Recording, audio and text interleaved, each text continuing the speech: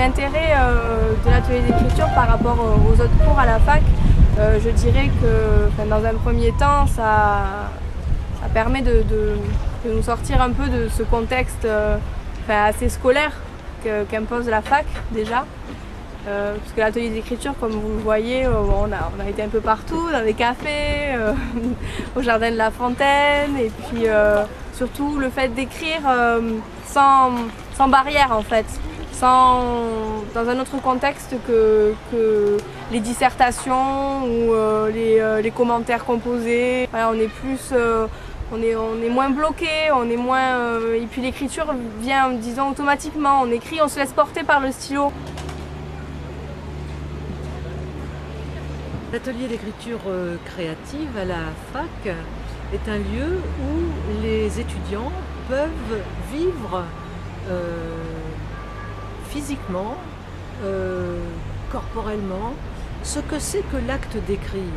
Ce que c'est que l'acte d'écrire, comme écrivent les écrivains. C'est-à-dire qu'ils passent de la posture de l'étude sur la littérature à la posture de la vie intime, la vision de l'intérieur de ce que peut être la littérature. Alors comment ça se passe sur le plan concret? Je réunis le groupe. Le groupe est fait de volontaires. Alors parfois il y a un peu trop de volontaires, mais on se débrouille et on essaye de trouver un lieu qui soit à l'intérieur de la fac ou parfois à l'extérieur, suffisamment chaleureux pour que les étudiants s'y sentent à l'aise, bien. Et là, dans ce lieu, on se réunit une fois par semaine. 2 à 3 heures par semaine, ça dépend.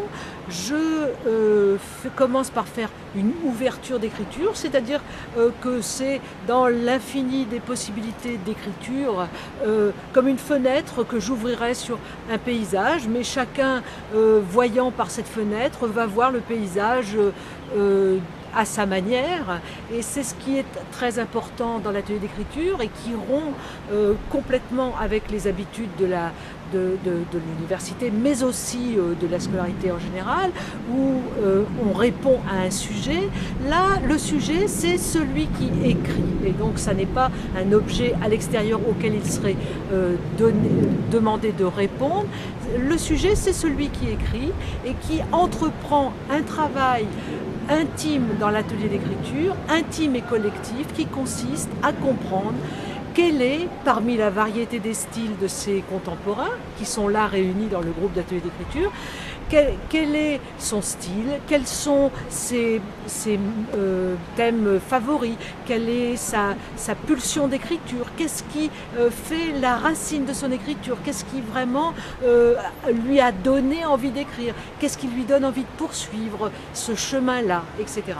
Et donc, l'atelier est une trajectoire où chaque étudiant va pouvoir se construire son identité d'écrivain, son identité pratique d'écrivain.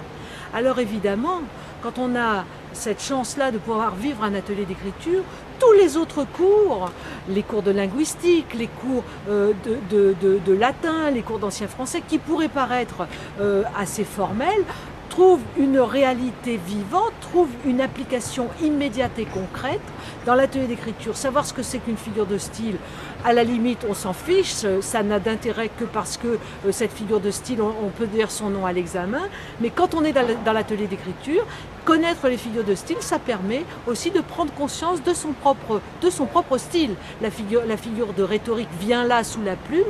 Qu'est-ce que ça veut dire? Pourquoi est-ce que j'utilise cette figure de rhétorique? Et donc là, c'est dans un flux de vie que tous les cours prennent leur place à partir de cette expérience concrète et viscérale, je dirais, de l'écriture créative.